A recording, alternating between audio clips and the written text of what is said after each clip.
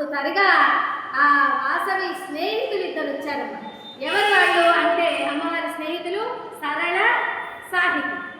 ఈ సరళ సాహితులు వచ్చి, ఓ అమ్మ వాసవి, మాకు ఎన్నో జీవితంలో రహస్యాలను, మాకెంతో లౌకిక జ్ఞానాన్ని కూడా నీవు అందించిన దాన్ని. ఎందుకంటే భగవంతుడు మనకు ఇచ్చేటువంటి బంధుత్వాలన్నీ కూడా మనకి ఏవి తృప్తిని ఇచ్చినా ఇవ్వకపోయినా మన సహజ గుణంతో మనం ఏర్పరచుకునేటువంటిదే స్నేహం.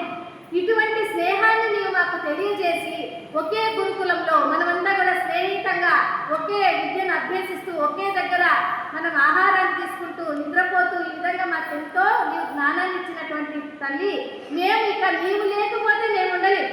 ఎందుకంటే స్నేహితులు మేము ఉండలేము అని వాళ్ళు, మేము కూడా నీతో పాటు అగ్నిగుండ ప్రవేశం చేసేస్తామమ్మా అంటున్నారు ఆ సరళ సాహితి.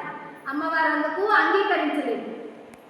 ఎప్పుడైతే నేను అగ్నిగుండ ప్రవేశం చేసేస్తానో, నేను అక్కడ బంగారు దివ్య దేహంగా ఆ బంగారు విగ్రహంగా మారుతానో, ఆ గర్భాలయానికి ముందు మీరు సరళమైన నీవు కుడివైపున, సాహిత్యమైన నీవు ఎడమ వైపున, మీరిద్దరూ కూడా గర్భాలయానికి రెండు వైపులా ఉండండి.